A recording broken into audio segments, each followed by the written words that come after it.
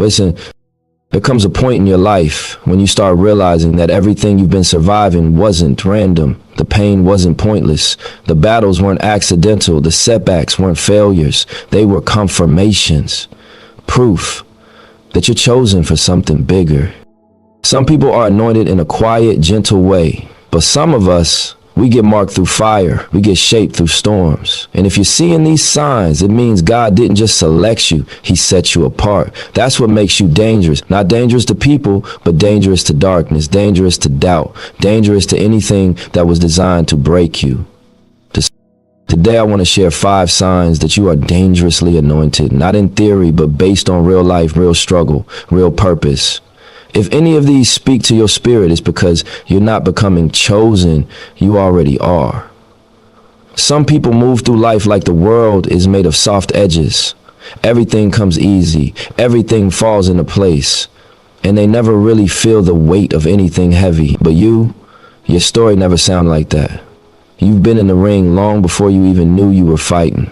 You faced storms without shelter, responsibilities without preparation, choices without guidance. The moment something good finally starts to bloom, it's like 3 different problems pop up just to test how bad you want it. And you've probably asked yourself more than once, why me? Why does it always feel like I'm pushing uphill? It's not bad luck. It's the pressure that comes with purpose. When there's something powerful in you, life won't just let you walk through untouched. You carry a calling that creates friction. Resistance shows up because your growth threatens everything that was meant to limit you. You attract challenges because your spirit is built to overcome them. That's why your battles feel bigger than your age, your environment, or your resources. That's why your story reads heavier than the people around you. You weren't built for easy. You were built for impact. When you look back, you'll notice something. Every meaningful person you've ever admired, every leader, every game changer, every innovator, none of them rose without a fight that looked unfair on paper. Some grew up surrounded by chaos, yet developed a rare sense of clarity. Others were raised in instability, but somehow learned discipline. Some lost loved ones early and had to grow up faster than they were ready to. Some fought poverty, violence, heartbreak, or abandonment long before they even had the words to describe what they were surviving. That kind of pain doesn't happen by accident. That kind of pressure creates a foundation. You don't get that level of resilience from comfort. Maybe you were the kid who had to solve grown people problems before you even learned how to be a kid. Maybe you were the quiet one who learned to observe before you spoke. Maybe you were the one carrying emotional weight for your whole family. Maybe you were the friend everybody came to for help, even when you needed help yourself. Or maybe you learned early that nobody was coming to save you, so you taught yourself how to. These things don't just happen, they shape you for something bigger than your surroundings. Opposition is never random, it's targeted, it's strategic, it's designed to frustrate you into giving up on what you were meant to build.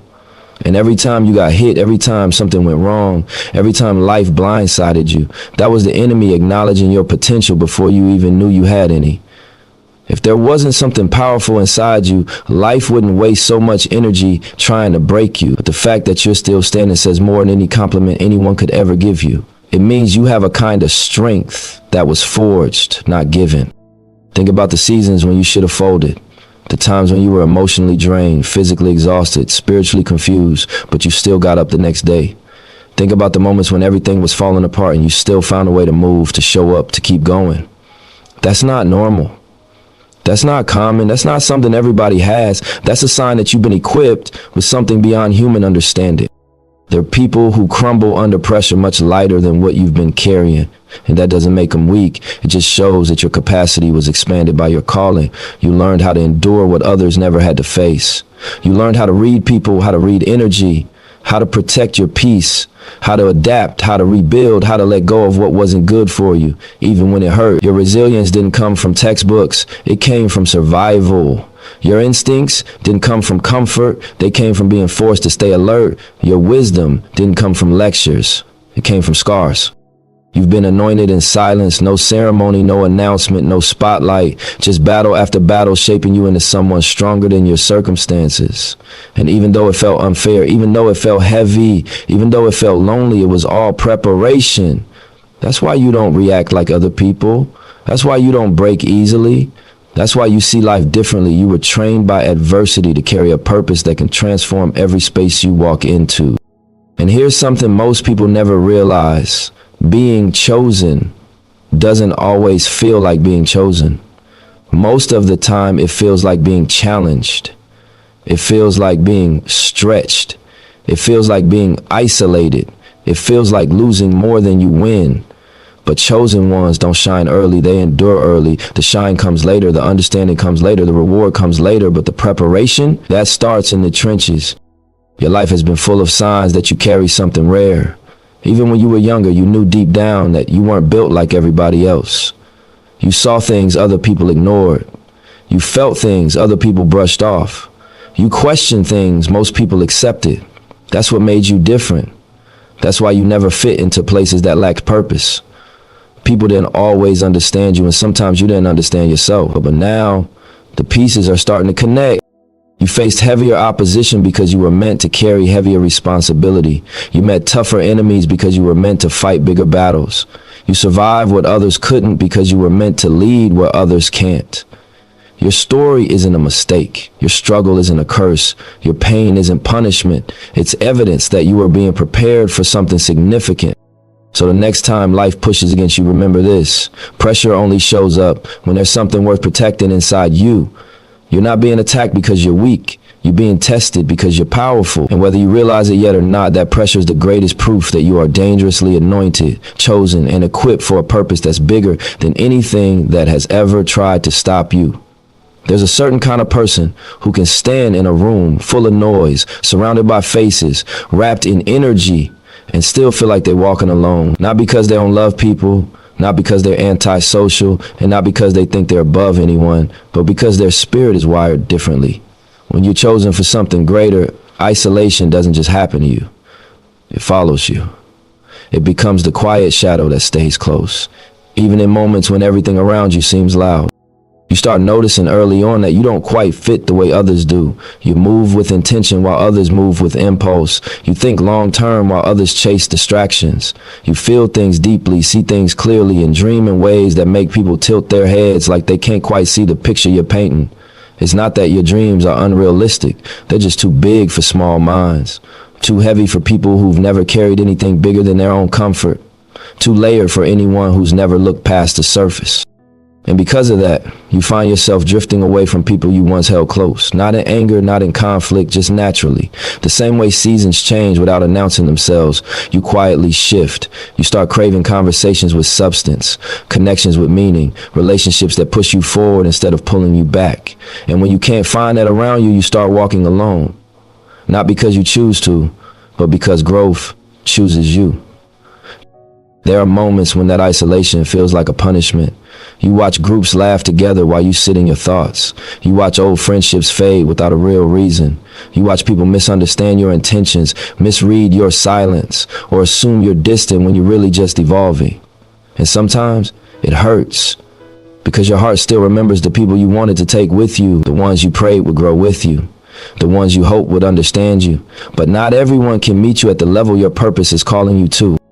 People rarely talk about the guilt that comes with elevation, the guilt of wanting more peace when others are satisfied with chaos, the guilt of outgrowing conversations that once entertained you, the guilt of distancing yourself from environments you prayed to enter.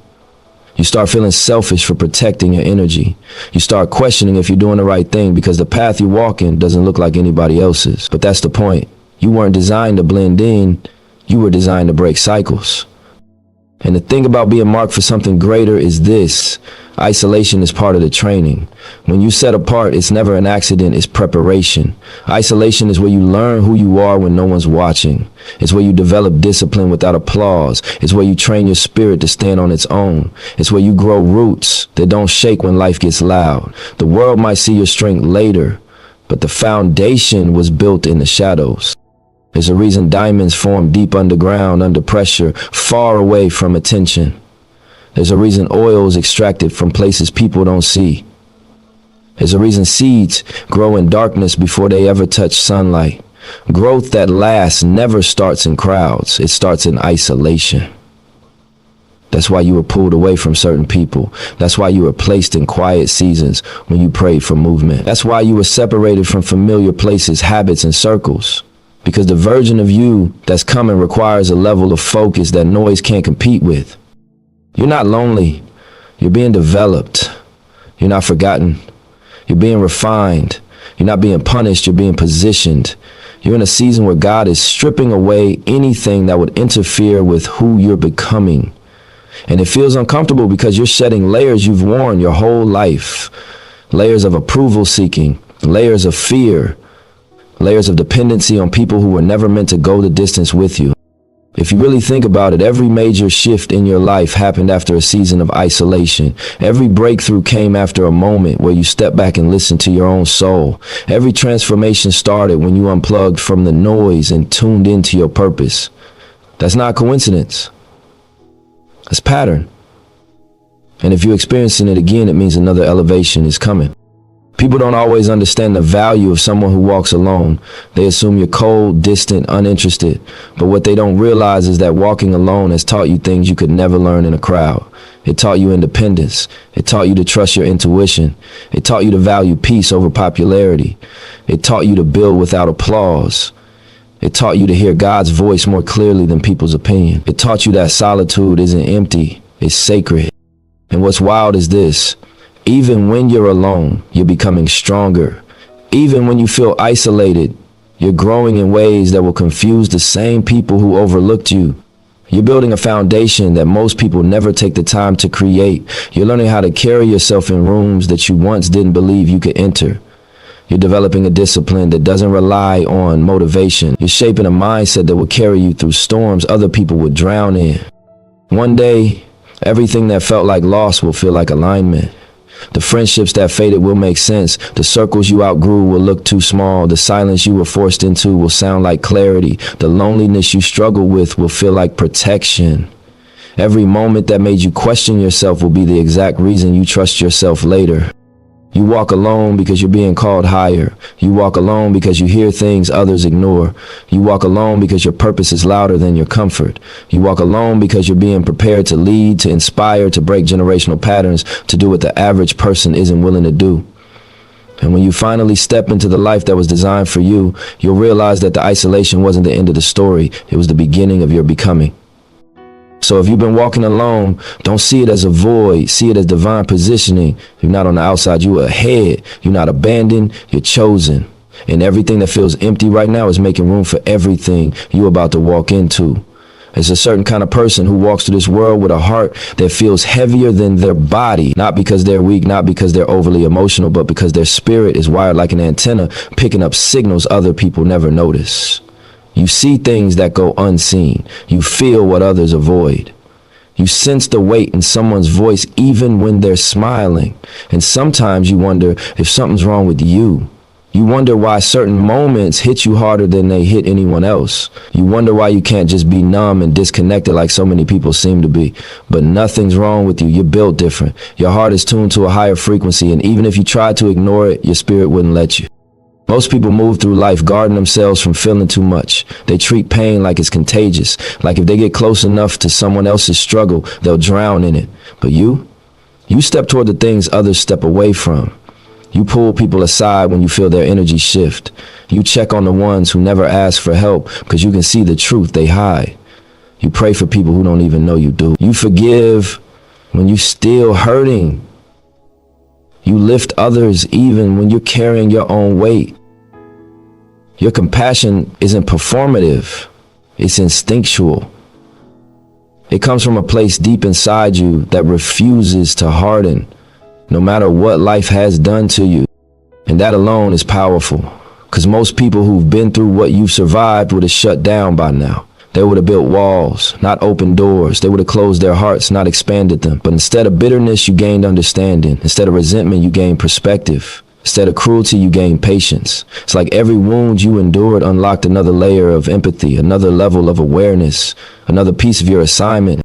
You carry compassion like other people carry armor. It's not weakness, it's strength disguised as softness. It's the ability to see humanity in people even when they can't see it in themselves. It's the ability to feel someone's struggle and respond with understanding instead of judgment. It's the ability to sit with someone's pain without needing to fix it, just being present in a way that makes them feel less alone. That's real power, the kind of power that doesn't shout or demand attention, the kind that heals without announcing itself. Sometimes you ask yourself why you care so much. Why someone else's tears feel like they're falling from your own eyes. Why someone's heartbreak sits in your chest like it's yours. Why injustice boils your blood even when it doesn't affect you directly. It's because your heart wasn't built for indifference. It wasn't built for apathy or numbness. Your heart was built to sense what's wrong and move toward making it right. Even if it's small, even if it's quiet, even if it's unnoticed, your spirit recognizes pain, because part of your purpose is to transform it. Think back to the moments when you felt the most broken, the losses, the disappointments, the betrayals, the nights where you stared at the ceiling trying to make sense of everything that fell apart. Those weren't coincidences. They carved something into you: discernment, sensitivity, wisdom. Pain didn't make you weaker, it grounded you, it rooted you. It taught you how to feel without drowning, how to care without losing yourself, how to show up even when you're scared or tired. That's why you're able to understand people so deeply now, because you've lived through things that taught you what hurting feels like. Most people survive tragedy by burying it. You turned yours into a blueprint. You learned how to navigate life with a sense of purpose that comes directly from what you've overcome. You turned your wounds into awareness. You turned your heartbreak into intuition. You turned your trauma into compassion. Only someone with a higher calling can do that. Only someone who's been marked for something greater carries that kind of emotional intelligence. It's like you became the person you once needed, and now the world needs that version of you too. You notice people's habits, people's shifts, people's silence. You can feel when someone's spirit is off, even if their words sound fine. You can sense when someone's about to break, even if they're laughing. It's not paranoia, it's discernment. It's not overthinking, it's spiritual sensitivity.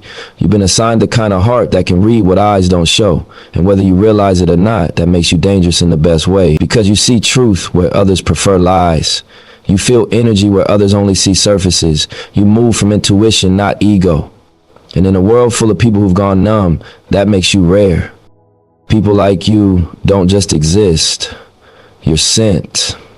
Your empathy is part of your mission. Your compassion is part of your calling. Your sensitivity is part of your strength.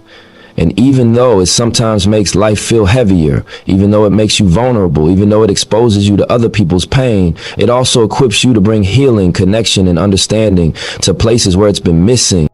The world tries to convince you that being emotional makes you weak. But look around. The strongest people you'll ever meet are the ones who continue to love in a world that taught them every reason not to. Strength isn't the absence of feeling. It's the ability to feel deeply and keep moving anyway. It's the ability to stay soft in a world that rewards hardness. It's knowing that your heart is your compass, not your liability. You've been protected in ways you don't even know. There were moments where life tried to harden you, moments where bitterness tried to take root, moments where your spirit should have closed up like a fist. But something inside you kept choosing softness, kept choosing understanding, kept choosing compassion. That's not accidental, that's divine. Your softness is part of your assignment. It's the weapon you were given to fight the kind of battles that don't show up on the outside. You weren't meant to walk through life numb. You were meant to feel. You were meant to care. You were meant to sense the things most people ignore. And even though it feels heavy sometimes, even though it feels like your heart breaks more often than others, that's exactly what makes you powerful. Your empathy is the proof that you're anointed. It's the evidence that you're aligned with something bigger. So don't ever doubt the weight you carry. Don't ever question why you feel so deeply. Don't ever let anyone convince you that caring is a flaw. Your heart isn't just part of your purpose, it is your purpose. You were built to see what others can't, to feel what others avoid, and to transform the pain of the world into something meaningful. That doesn't make you weak, that makes you chosen, that makes you dangerous, that makes you exactly who you were meant to be. There are certain seasons in life where you look back and wonder how you made it through. Not in a dramatic way, not in a way that seeks attention, but in a quiet, honest moment where you realize the weight you carried should have crushed you.